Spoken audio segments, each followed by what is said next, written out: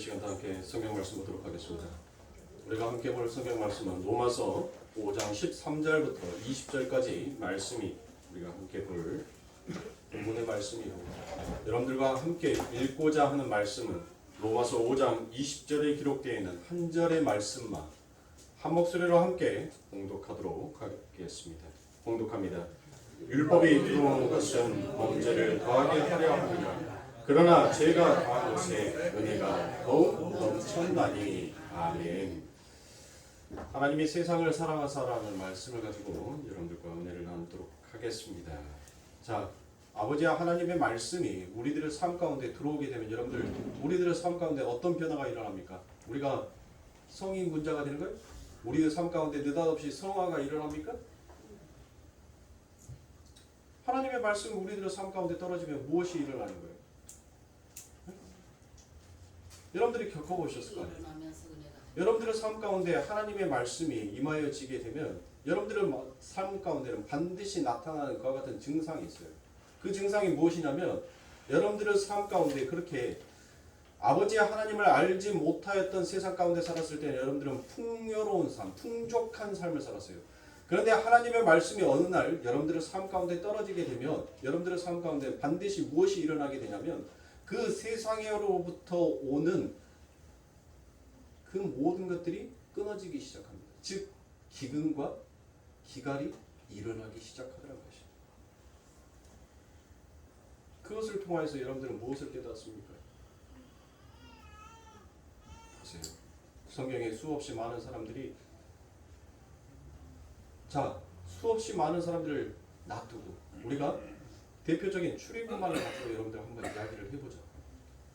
애굽에서 여러분들 그들이 노엽게 생활을 하였지만 그들은 또한 먹는 것과 입는 것으로 풍족한 삶을 살기도 했었습니다. 비록 몸은 고단했지만 그들이 먹는 것은 풍요로웠던 거예요. 그런데 그들의 삶 가운데 하나님의 약속이, 하나님의 언약이, 하나님의 말씀이 그들의 삶 가운데 떨어지기 시작합니다. 그 말씀이 떨어지자 여러분들, 그 이스라엘 백성들, 애굽의 포로로 잡혀가 있었던 하나님의 백성이라고 하는 자들에게 무엇이 일어나더란가요? 그들의 삶 가운데 이제 세상으로부터 오는 그 풍요의 단절이 일어나기 시작하더란 겁니다. 그리고 아버지 하나님께서는 그들을 세상이라는 곳에서 이끌어내시고 광야로 데리고 가십니다. 자신들이 가지고 왔던 수없이 세상의 물적 자원을 가지고 자신들은 영원히 그 가나안 땅이라는 곳을 향하여서 사용할 수 있을 거라고 생각을 했어요. 그래서 온갖 가축과 온갖 음식들을 전부 다 바리바리 싸들고 갖고 왔습니다. 그러나 세상의 떡, 하나님으로부터 단절되어버린 세상에서의 물질은 영원할 수가 없더란 것입니다. 결국 그들의 삶 가운데 그들이 가지고 왔던 그 수없이 많은 것들이 며칠을 가지 못하여 전부 다 떨어지게 됩니다. 이제는 아버지 하나님의 도움 없이는 나는 아사하기 직전, 나는 죽기 직전에 있는 겁니다. 나는 목이 마르고 나는 배가 고픕니다. 그래서 아버지 하나님께서 그들의 삶 가운데 이제 풍요를 내려주시는 겁니다. 세상의 풍요가 아닌 아버지 하나님의 풍요를 내려주시더란 것입니다. 그들은 헐벗었고 그들은 굶주렸어요. 그래서 하늘로부터 내려오는 그 만나가 그들의 삶 가운데 무엇처럼 느껴졌을까요? 세상의 풍요처럼 느껴졌습니다. 왜요? 아버지 하나님께서 그들의 삶 가운데 그 하늘의 은혜를 부어주시는데 째째하게 부어주는 것이 아니라 모든 사람들이 자기가 먹을 수 있을 만큼, 배부리 먹을 수 있을 만큼 하나님께서는 내려주셨습니다. 그런데 여러분들 어때요? 인간의 만족이란, 인간의 욕심이란 여러분들 끝이 없더라는 것이. 그렇게 하나님께서 하나님의 은혜로 그들을 먹이시고 그들을 입히시고 그들의 목마름을 해결하여 주셨음에도 불구하고 인간은 끊임없이 하나님 앞에 도전장을 내밀더란 것입니다. 그래서 하나님께서는 급기야 이제 무엇을 말씀하십니까? 여러분들 민수기 21장 5절에 가면 이들이 광야의 40년의 길을 가다가 또 또 그놈의 길 때문에 여러분들 무엇합니까? 그들의 마음이 상해버려요. 그래서 그들이 하나님 앞에 무엇을 말해요? 하나님과 모세에게 원망을 합니다. 그러면서 그 마지막에 21장 5절에 무엇을 얘기한 줄 아세요? 우리는 우리의 마음이 이 허접한 음식을 원하지 아니합니다라고 같이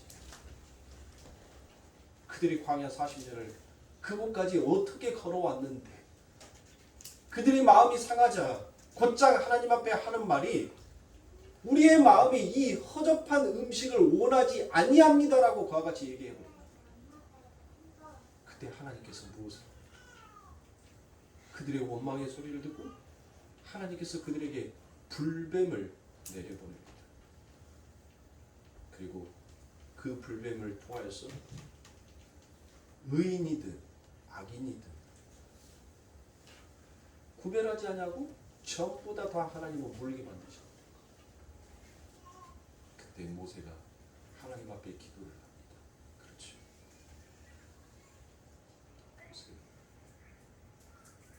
민수기 21장 6절의 말씀에 보면 하나님께서 불뱀을 내리시고 모든 백성들을 물게 하십니다.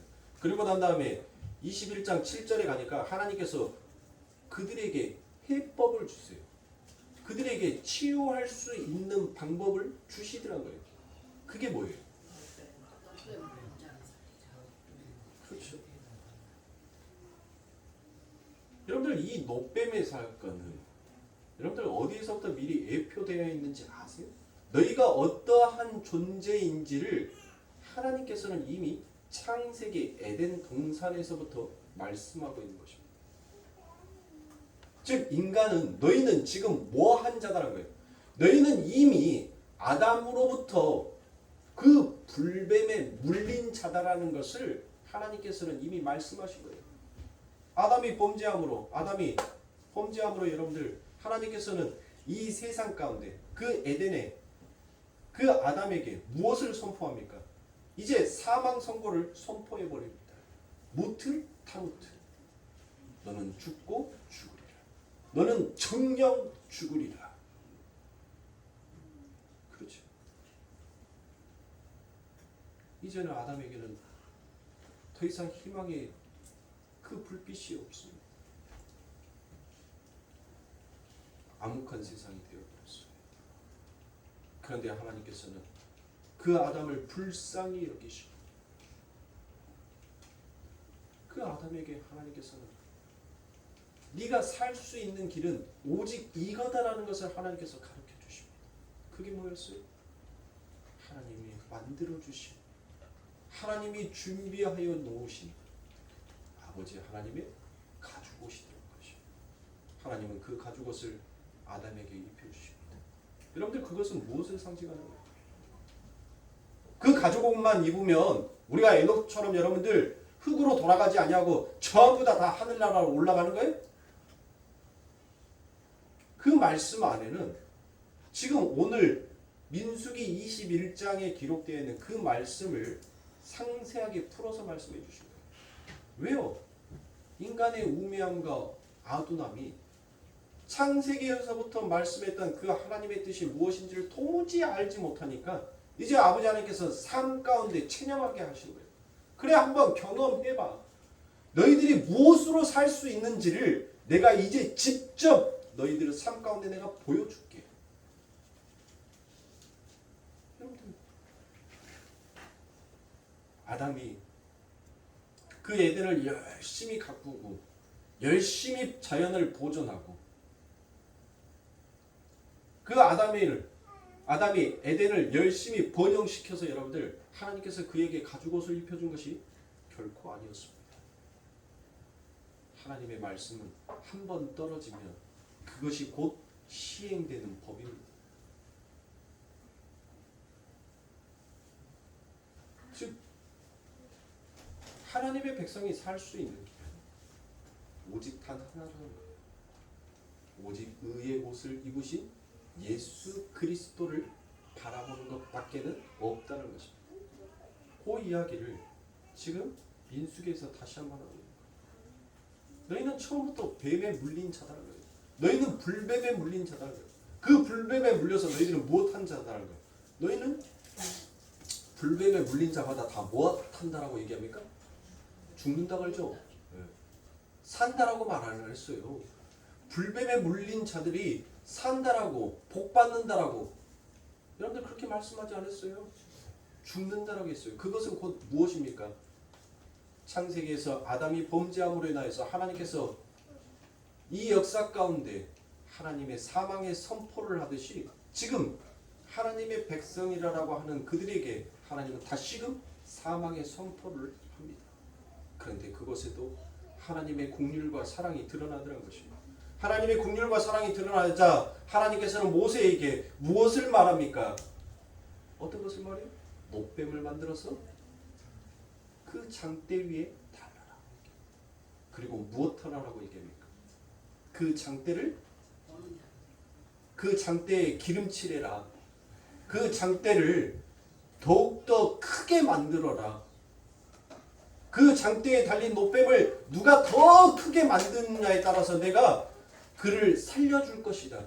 그 노뱀에게 기름칠하는 자에게 내가 살림의 처방전을 내려줄 것이다 라고 말하지 않았어요. 하나님은 뭐라 했어요? 바라보기만 하라는 거예요. 보기만 하라는 거예요. 보면 뭐 하겠다는 거예요. 보면 내가 살려주겠다는 거예요. 그게 구원이에요. 그게 기독교란 말이에요. 근데 오늘날 기독교는 뭐 하고 있습니까? 장대 위에 달린 그 노뱀에게 기름칠하려고 해요. 그 뱀을 쳐다보라는 하나님의 말씀은 온데간데 없고 오히려 그 뱀을 얼마만큼 더 크게 만들 수 있느냐. 그게 나의 능력인 것처럼 꼴을 보고 있단 말이에요. 근데 그 안에 있는 그 밑에 있는 그 장대 밑에 있는 성도들 역시도 하나님의 백성이라고 하는 자들도 마치 그것이 내가 생명을 얻을 수 있는 길인 것처럼 여기더라는 것입니다.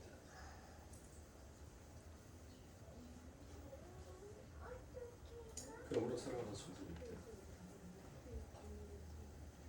하나님께서는 우리들의 삶 가운데 기근과 기갈을 통하여서 하나님, 나는 이미 에덴에서부터 나는 뱀에 물려 죽을 수밖에 없는 자가 맞군요 라는 것을 반드시 우리들의 삶 가운데 고백하게 하고 그것을 토해내게 하시는 거예요. 그러므로 사랑하는 성도님들,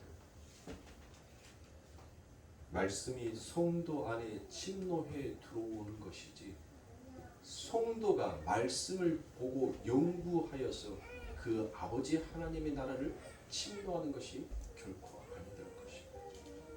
구원은 하나님께서 우리들에게 찾아오셔서 그 아버지 하나님의 일을 이루어내시는 것을 구원이다라고 하는 것이지, 우리가 그 아버지 하나님을 찾아가서 그 하나님을 영화롭게 하여 구원을 얻은 것이 아니다라고 성경은 분명히 얘기합니다. 그러므로 사랑하는 분들, 말씀이 우리에게 침노하여 들어오자 그 말씀이 무엇하다는 거예요? 히브리서에서 무엇합니까? 말씀이 우리 삶 가운데 들어오면, 성도 안에 들어오면 뭐를 해석하는 거예요? 네가 얼마나 죄인이었는지, 네가 하나님 앞에 어떤 심판을 받는지, 그러므로 이 심판과 네가 죄인이라는 걸 알았으면 너를 구원하시기 위해서 의인으로 오신 그 예수를 네가 바라봐야 되지 아니하겠느냐라는 것을 하나님께서는 그 좌우의 날선 검으로 우리의 골절과 관절을 전부 다 쪼개시는 거예요. 쪼개서 그 죄의 더러움을, 추악함을 우리들에게 보여주시는 것입니다.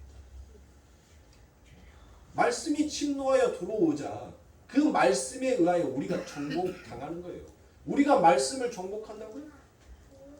그러면 말씀을 정복한다라고 생각하시는 분들은, 여러분들 사람 위에 돈이 있습니까? 돈 위에 사람이 있습니까?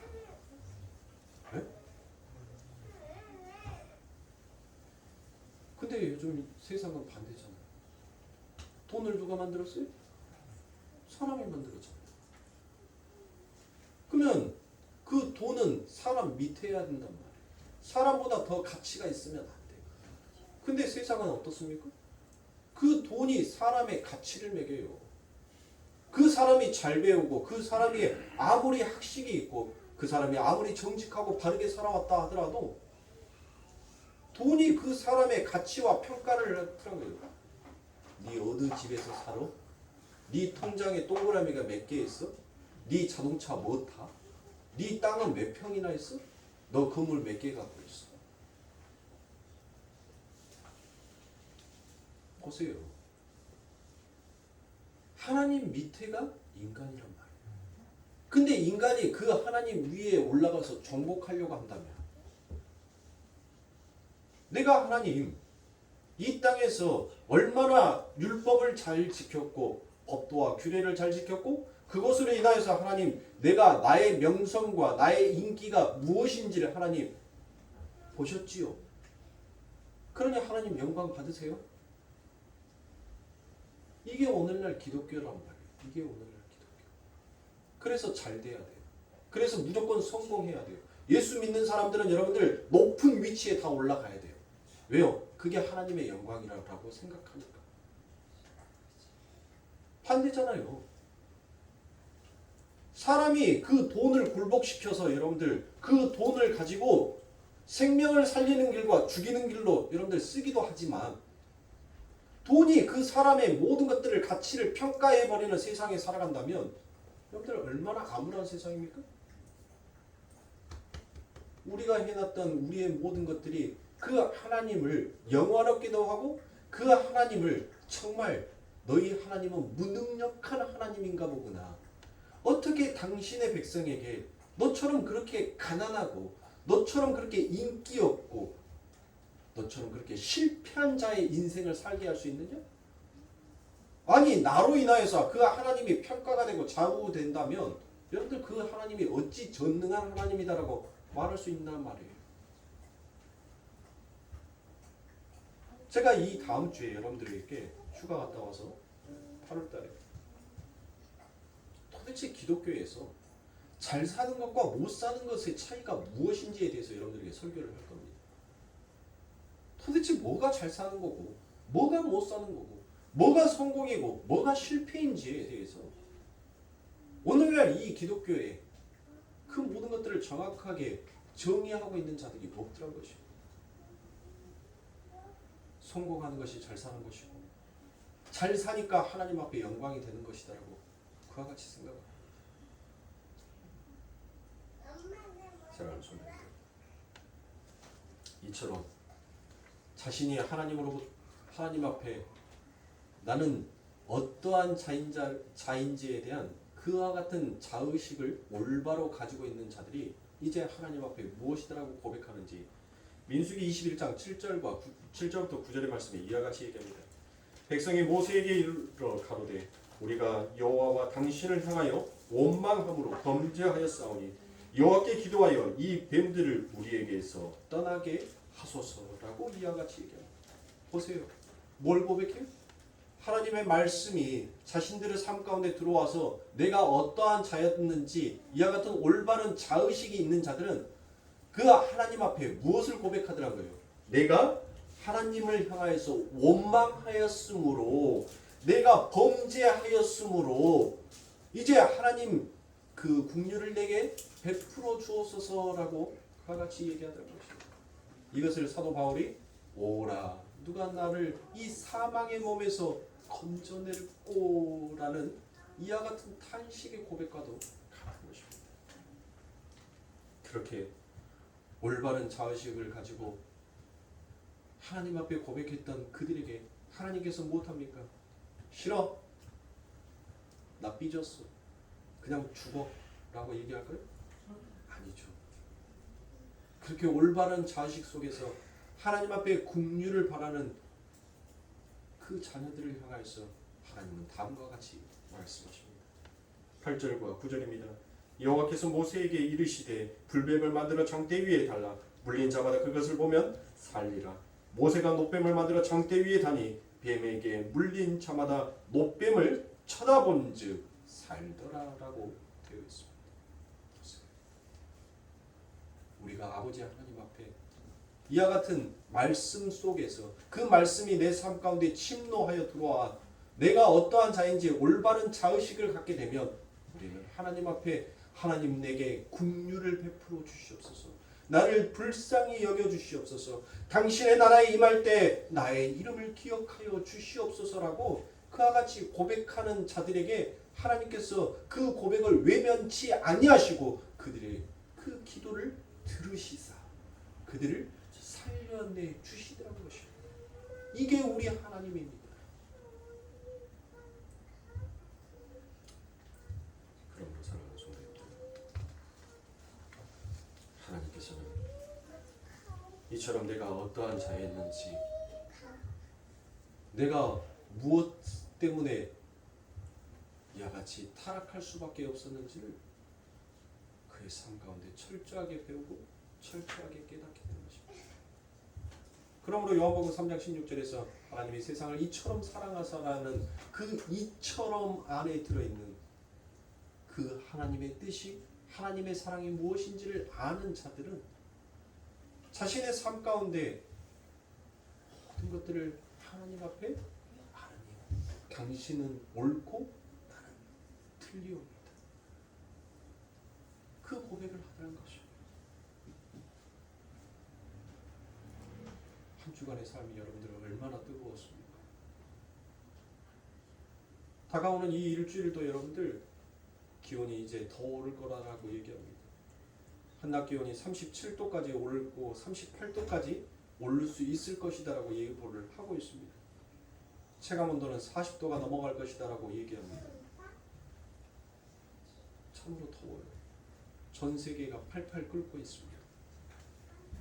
외국은 얼마나 뜨거운지 산에서 자연 발화가 되어서 산불이 나기도 합니다.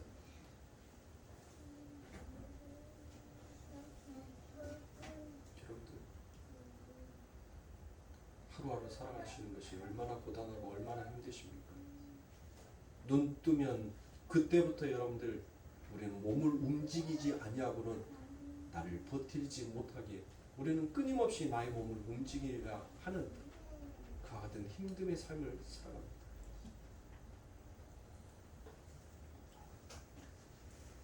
그런 힘듦의 삶 속에서 여러분들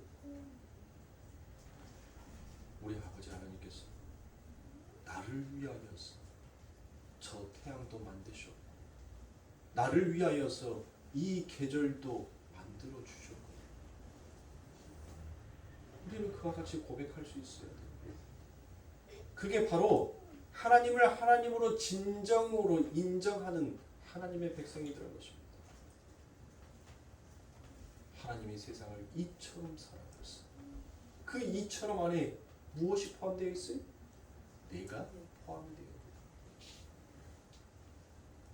하나님께서 이 땅에 하나님의 진노의 불을 마땅히 던지어도 지금 당장 던지어도 우리는 할 말이 없는 자들입니다.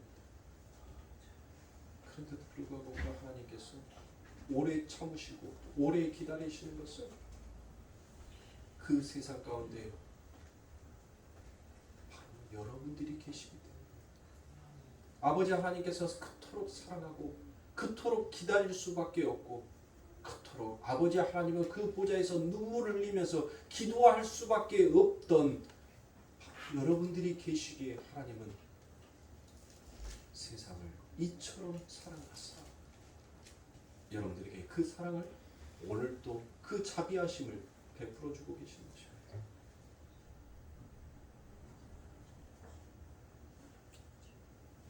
하나님의 이 사랑을 아시는 분, 하나님의 사랑을 깨닫으신 분, 내가 하나님 앞에서 얼마나 불의한 자로 살아가고 있는지를 고백하게 되어 있습니다.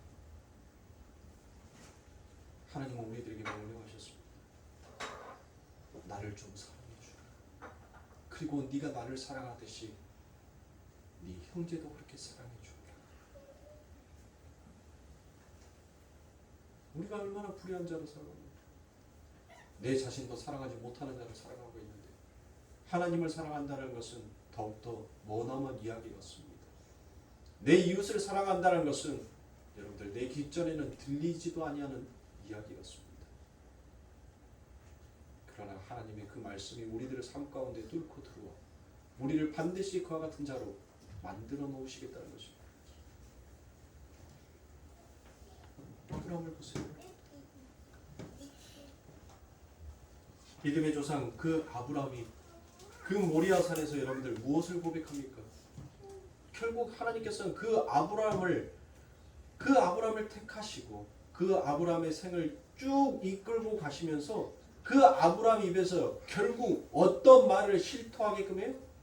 하나님, 난 당신 앞에서 아무것도 아니었군요라는 것을 고백하게 되자 하나님께서 그 아브라함을 믿음의 조상으로 의인으로 세워주시다는 것입니다. 제가 여러분들에게 하나 물어볼게요. 물면 아프니까 질문 한번 해보겠습니다. 사랑하는 성도님들, 여러분들 모리아 사건에 대해서는 너무나도 잘 알고 계실 거예요. 아브라함이 이삭을 바치는 아브라함의 헌신으로 여러분들 알고 계십니까? 여러분들의 자녀를 그렇게 하나님 앞에 바치면 하나님께서 그 아브라함에게 엄청난 축복과 믿음을 주실 것이다라고 생각합니까? 그건 아브라함의 헌신을 이야기하는 이야기가 아니에요. 여러분들. 성경은 누구를 가리키고 있다라고 얘기했습니까? 예수를 가리키고 있죠. 그 모리아의 사건 또한 누구를 가리키고 있는 거예요? 예수를 가리키고 있는 거예요. 하나님께서는 아브라함에게 하나님, 나는 아무것도 아니었던 자가 맞습니다라는 그 고백으로 그를 믿음의 조상으로 세워놨던 것처럼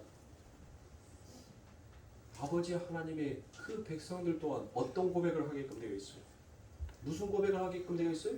하나님, 나는 아무것도 아닌 게 맞군요라는 그 고백을 하나님 앞에 올리게끔 되어 있어요. 여러분 보세요. 우리 교회에 로이가 가장 어리니까 로이를 보세요. 저 아이가 성장을 합니다. 저 아이는 흙에서 왔어요. 흙에서 와서 점점 성장을 합니다. 그리고 난 다음에 나이가 가고 시간이 가면 여러분들 다시 그 흙으로 돌아가겠죠. 나이 드신 분들 봐보세요. 아이가 맨 처음에 태어나면 여러분들 색깔 구별을 합니까 안 합니까? 색깔 구별을 못해요. 흙과 백만 딱 압니다. 나이 드신 분들이 눈이 여러분들 점점 어두워지니까 뭐만 구별하는 거예요? 흙과 백만 구별해요. 어린 아이들이 여러분들 태어났었을 때 이빨 있었어요? 이 뼈가 있었냐고요? 없었죠. 나이 들면은 여러분들 이 뼈가 뭐 하더란 거예요? 없어져. 이 뼈가 없어진다니까요. 아이들 여러분들 머리카락 여러분들 보세요. 얼마나 가늘입니까? 얼마나 가늘어요. 그래서 옛날에 선비들은 여러분들 아이들이 자라면 저 갓난 아이들을 그 머리카락을 밀어서 붓을 만들기도 했다랍니다. 붓을. 그 정도로 아이들의 머리카락이 가늘고 가니까 뭐가 그렇게 부드러우니까. 나이 드시면 여러분들 어때요? 머리카락 젊었을 때처럼 으이그 하고 이렇게 머리카락 잡아 뜯습니까? 못하죠? 왜요? 그렇게 하면 머리카락이 우르르 떨어지니까. 지금은 못하잖아요. 어떻게 해서든지 한 가닥이라도 더 보존해 보려고, 더 심겨져 있는 것을 지켜보려고 얼마나 가꾸는지 몰라요. 앞뒤를 보세요. 하나님은 이 세상에 태어난 한 생명만을 가지고도 너희는 흙에서 왔으니 흙으로 돌아간다는 그 뜻이 무엇인지를 설명하고 말씀하여 주고 있어요. 그런데 사람들은 그걸 못 보더란 거예요. 그냥 늙으면 죽는다는 거예요. 내가 왜 죽는지를 모르는 거예요. 나이 먹었으니까 죽는다는 거예요. 여러분들의 삶의 과정들을 한번 봐보세요. 내가 처음 어떻게 태어났고 태어나서 어떠한 보살핌을 받고 내가 이곳까지 왔으며 내가 어떻게 이후의 삶을 살아가고 가게 되는지.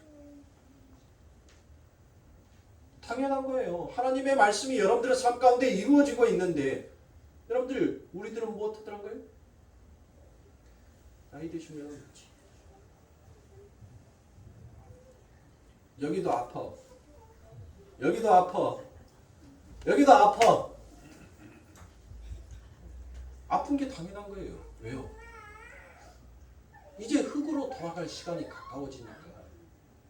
그러니까 아픈 거예요.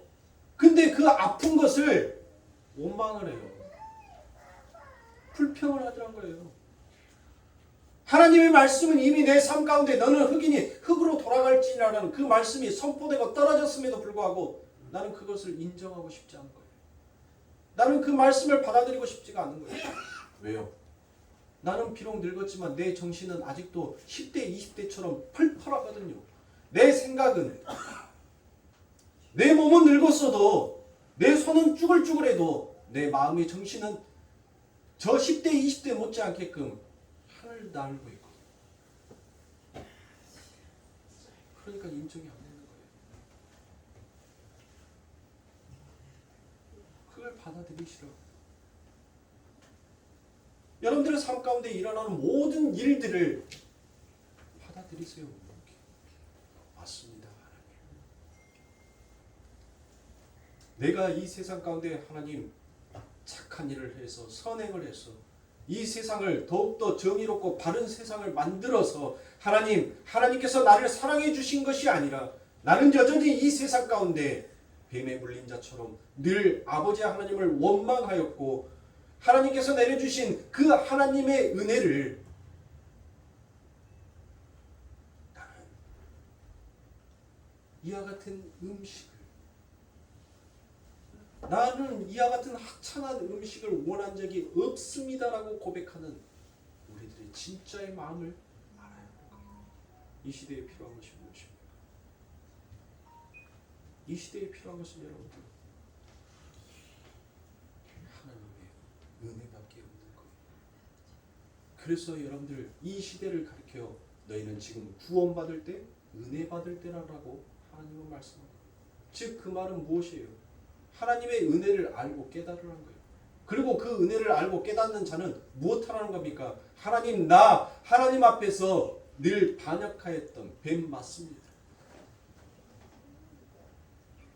그러니 하나님, 내가 살 수 있는 길은 오직 예수밖에 없군요. 이거를 온전하게 인식하고 깨달으는 것입니다. 교회 안에서만요? 하나님의 성전에서만요? 아닙니다. 여러분들은 삶 가운데에서 그것을 깨달으라는 거예요. 여러분들의 삶 속에서 그것을 바라보라는 거예요. 네 삶 가운데 어떠한 일이 있든 무슨 일이 너의 삶 가운데 벌어지든 너는 누구만 바라봐? 나만 바라봐. 그러면 이곳까지 인도했던 내가 너를 반드시 살려줄 거야. 모리아산에서 여러분들 아브라함이 죽었습니까? 그러면 이삭이 죽었어요? 그럼 누가 죽었어요? 아니 모리아산에서 죽은 사람이 있잖아요.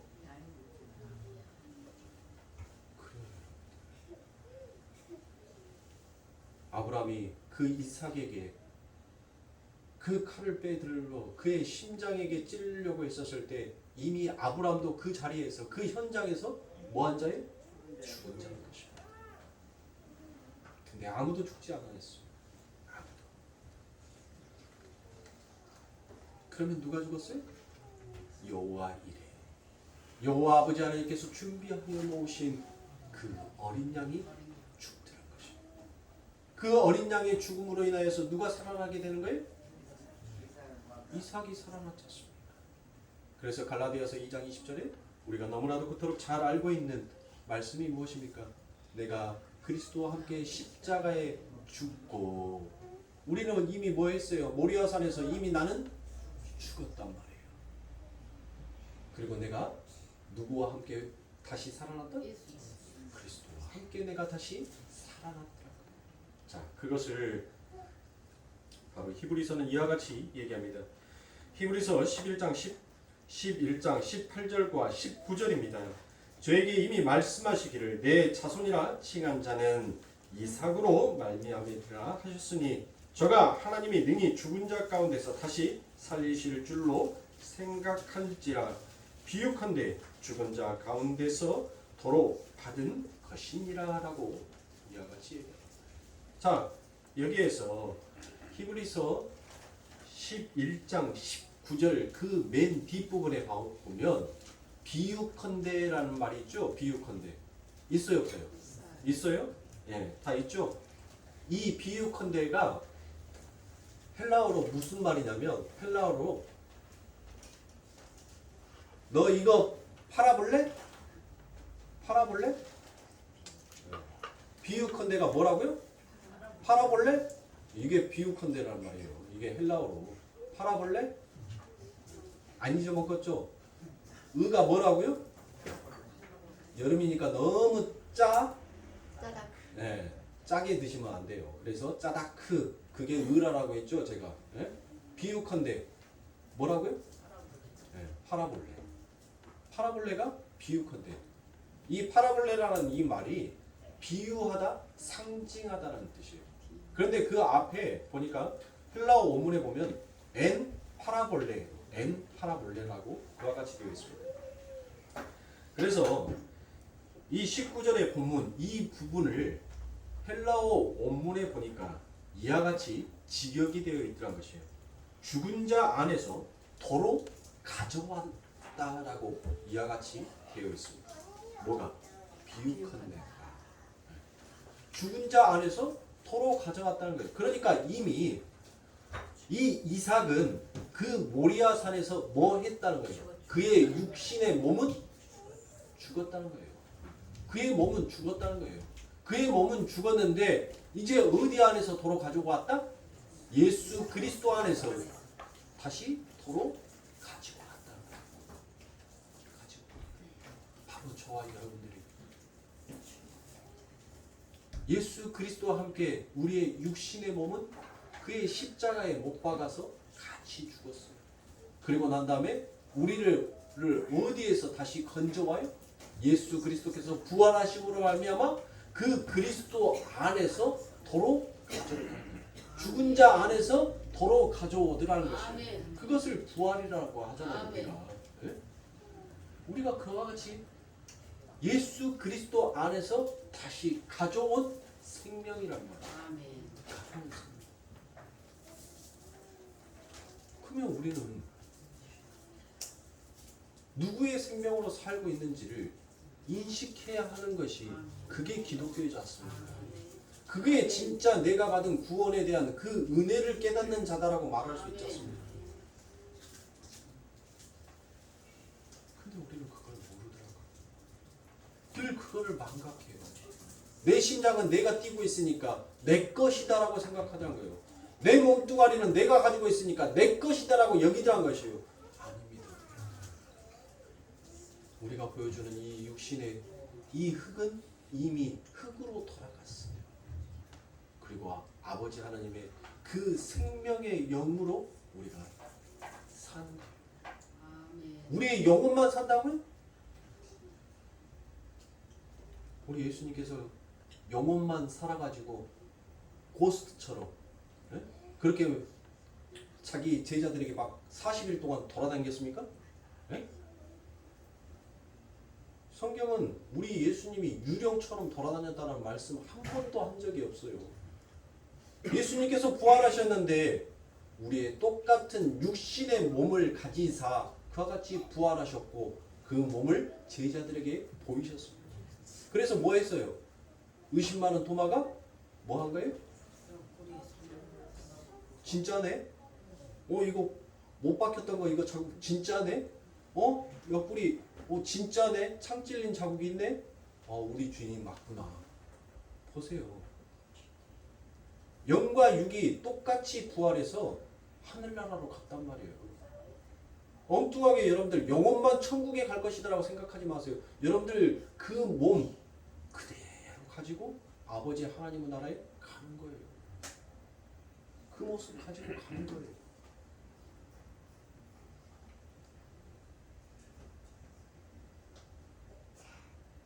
우리는 이미 예수 그리스도와 함께 십자가에 못 박혀서 죽은 몸을 가지고 다녀요. 그러면 여러분들 우리는 무엇을 위해서 살아가는지를 아는 자 아닙니까?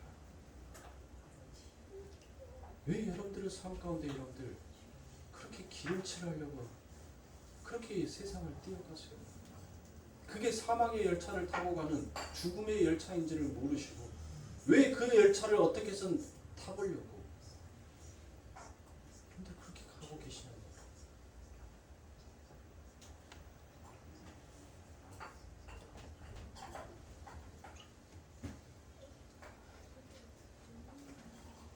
그러므로 18절의 말씀을 다시 한번 읽어드립니다. 저에게 이미 말씀하시기를 내 자손이라 칭하는 자는 이삭으로 말미암느니라 하셨느니라라고 이와 같이 얘기합니다. 그러면 여러분들 이삭은 누구예요? 제가 자 여기에서 보면 자손이라는 말이 여러분들 나오죠. 자손. 이 자손이라는 말은 제가 뭐라고 말씀을 드렸죠? 모노게네스다라고 얘기했죠. 모노게네스. 그래서 자손은 갈라디아서에서 자손은 하나님. 그 자손은 누구다? 예수다라고 말하잖아요. 그 자손은 하나님, 그 자손은 예수다라고 얘기한단 말이에요. 그러니까 즉 이 이스라엘, 이삭은 누구를 상징하고 예표하고 있는 거예요? 예수를 상징하고 예수를 예표하고 있는 거예요. 그러니까 예수 그리스도의 그 형제로 그 피로 우리가 살아남을 입는다라는 그 말씀을 하고 있는 것입니다. 제가 억지로 껴맞추는 것이 아니라 성경에서 전부 다 그와 같이 말하고 있죠. 네. 그러므로 사랑하는 성도님들, 하나님께서는 반드시 우리들의 삶 가운데 우리가 가장 소중하게 귀중하게 여기고 있는 것을 하나님은 시험하신다. 네가 지금 무엇으로 그 생명을 유지하면서 살아가고 있는 자인지를 하나님께서는 반드시 너희들의 삶 가운데서 내가 이 아브라함에게 시험했던 그 시험을 내가 던지겠다는 것이에요. 그 시험을 누가 받으셨어요? 예수 그리스도께서 광야에서 시험을 받으셨지 않습니까? 그의 삶 가운데 가장 기근이, 가장 궁핍함이, 가장 목마름이 있었을 때 하나님께서는 그의 아들에게 시험을 합니다. 무슨 시험을 합니까? 세상의 물적 자원을 가지고 네가 한번 살아볼래? 라는 그와 같은 시험을 한단 말이에요. 여러분들의 삶 가운데서도 분명 그와 같은 시험이 옵니다. 아브라함은 그 하나밖에 없었던 가장 내 삶 가운데 가장 진귀한 보물이다라고 얘기했던 그 보물을 하나님께서는 칼을 던지십니다. 그럴 때 여러분들은 무엇을 고백하시겠어요? 아니 줬다가 왜 뺏어갑니까? 그러려면 뭐 한다고 주셨습니까? 라고 여러분들 그렇게 하나님 앞에 원망하시겠습니까? 내가 언제 이 하찮은 음식을 원한 바가 있습니까? 라고 말하는 그 이스라엘 백성들과 뭐가 다를 바가 있냔 말이에요. 네가 가지고 있는 가장 진귀한 것, 가장 소중한 것, 네 생명이요 목숨이다라고 여긴 것을 내가 그 위에 반드시 칼을 던질 것이다 라고 하나님께서 말씀하신다면 여러분들 그 하나님 앞에 대고 여러분들은 무엇을 말씀하십니까? 주신 이도 아버지시오 거두신 이도 아버지시니까 아버지께서 마음대로 하소서 하고 뒷전에 가서 여러분들 하나님을 원망하실 거예요? 내가 당신에게 무슨 죄를 지어서 내가 아침마다 내 자식의 수대로 내가 당신에게 번제를 드리는 그 제사를 드렸건만 내게 어찌 이와 같은 일들을 행하시나이까? 여러분들 그와 같이 하나님 앞에 이야기하실 겁니까?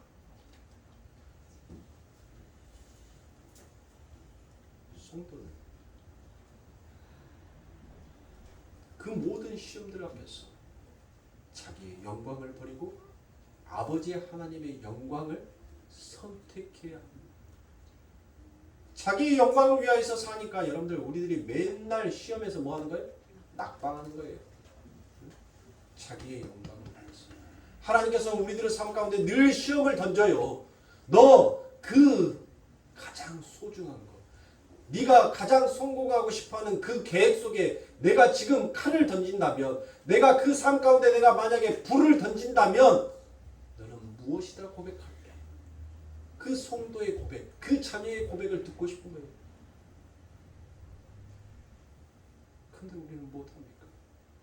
내 영광이 먼저니까, 내 수고의 땀이 먼저니까 하나님 앞에 영광을 돌린다라고 말을 하지만 그 영광은 내가 차지하고 싶은 영광이니까 하나님이 듣고 싶어한 그 고백을 온전하게 내놓지 못하는 것입니다. 그러니 하나님이 세상을 이처럼 사랑하사 독생자 그 예수 그리스도를 이 땅에 주셨다라는 그 말씀이 우리들의 삶 가운데 은혜로 기쁨으로 감사로 다가오지가 않는 거예요. 그것조차 감사가 되지 않으니 여러분들 내 삶 가운데 무엇이 감사가 있겠습니까? 무엇이 은혜가 있겠어요? 내가 받은 구원의 이 선물이 왜 엄청난지를 오늘날 성도들이 모르고 있는데 뭘 하나님의 이름을 찬송합니까? 뭘 하나님의 이름 앞에 경배합니까? 이런 올바른 자의식을 여러분들 가지셔야 합니다. 하나님께서 우리들에게 요구하시는 것은 다른 것이 아니었어요. 날 쳐다봐. 그 노뱀을 쳐다봐. 그 노뱀을 쳐다본 즉 그들이 나음을 얻었다. 이사야서 53장에 그 말씀이 민수기에 있는 그 말씀이 이사야 53장에서 더욱더 뚜렷한 그림으로 나타나잖아요. 그리고 그 이사야 53장이 여러분들 이제 신약에 가서 우리들에게 보여지는 그림으로 나타납니다. 성경은 이처럼 한결같이 예수 그리스도를 말씀하고 있습니다. 성도가 해야 할 직분과 본분은 예수 그리스도를 바라보는 것이지 그 장대 위에 달리신 그 예수 그리스도에게 가서 눈물 흘리며 여러분들 그곳에서 슬피 우는 것이 성도의 일이 아니다라는 거예요. 예수님은 무엇이다라고 얘기합니까? 너희는 나를 위하여서 울지 말고 너희의 자녀를 위하여서 가서 울라라고 말씀하지 않습니까?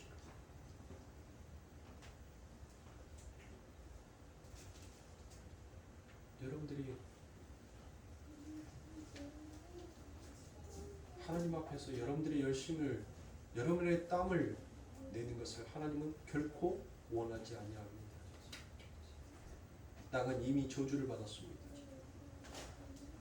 저주받은 자의 그 삶의 증상이 무엇으로 나타납니까? 너는 수고하고 땀을 흘릴 것이다. 하나님께서는 우리들이 흘려내는 그 저주의 분빗물을 원하지 아니하십니다. 하나님은 하나님의 의로우신 단비로만, 하나님은 하나님의 의로운 성령의 물로만 하나님은 일하시는 분이다라는 것을 사랑 속에 잊지 마십시오. 예수를 바라보십시오. 우리들에게 저 힘든 태양도 아버지 하나님께서 만들어 놓으셨어요. 여러분들 조금만 힘내세요. 이제 8월 둘째 주면 입추입니다. 반갑죠. 이제 가을 문턱에 들어가면 그리고 난 다음에 한 15일, 14일만 지나면 처서예요. 이제 바람이 저녁에는 선선해지는 그와 같은 계절이 옵니다. 곰방 가요. 이 뜨거움도 곰방 갑니다. 그러니 모든 것의 삶 가운데 하나님 앞에 감사로 여기시는 우리 성도님들이 되십시오. 예수를 바라보세요. 하나님만 바라보세요. 나를 바라보지 말고 세상을 바라보지 말고 하나님을 바라보게 되면 우리는 감사뿐이다라는 것을 고백하게 될 겁니다. 세상을 바라보고 내 현실을 바라보면 우리는 못해요? 민수기 21장 4절에서 그의 백성이 그 길로 인하여서 그들의 마음이 상하여므로 하나님을 향하여서 원망하여 그들이 우리가 이 하찮은 떡을 하찮은 음식을 원하지 아니하였습니다라는 그와 같은 고백을 한단 말이에요. 뭘 보면 예수를 바라보지 못하고 세상을 바라보면 하나님 앞에 그렇게 원망해요. 여러분들의 삶 가운데 저 제주도 내려가는 큰 배처럼 그만한 카스타빵을 여러분들에게 준다고 하면 여러분들 만족하시겠어요? 처음에는 만족하겠죠. 우와, 하나님이 야 봐라, 이렇게 큰 빵을 줬다. 너 이런 빵 받아보기나 했냐? 이런 빵 보기나 했냐? 야, 우리 하나님이 이렇게 배만큼 큰 빵을 줘버렸다니까. 얼마나 감사한지 몰라. 야, 내가 역시 하나님 앞에 축복받은 자여. 여러분들 그 카스타빵, 배만큼 큰 카스타빵을 여러분들 먹어보세요 한번. 얼마 못 가서 여러분들 대번에 하나님 앞에 그 말할 거예요. 아니, 빵을 주려면 좀 적당히 좀 줘야지. 맨날 며칠 먹어도 달아지지도 않는 이놈의 빵을 줘갖고 다른 음식도 못 먹게끔. 아니 좀 하나님 우유라도 좀 주든지 뭘 찍어 먹을 수 있는 것을 좀 주시든지, 아니면 이 카스테라에다가 좀 덜덜 말아서 먹을 수 있는 파김치라도 좀 하늘에서 던져주시든지. 느끼해서 이거 언제 다 먹냐고. 인간은 바로 그 말해요. 그 뒷말 한다니까요. 순간 내게 다가오는 그 빵을 보고는 감사할지 모르겠지만 영원한 감사가 없어요. 그러므로 사랑하는 손님들, 진짜 하나님을 바라보면 영원한 감사가 그 안에서 나오는 거예요. 내게 주시든 주지 아니하든. 누가 내 앞에 있습니까? 예수가 내 앞에 있습니까? 그곳으로 나는 만족합니다. 나는 당신으로 인하여서 즐거워합니다. 나의 자랑은 오직 예수뿐입니다.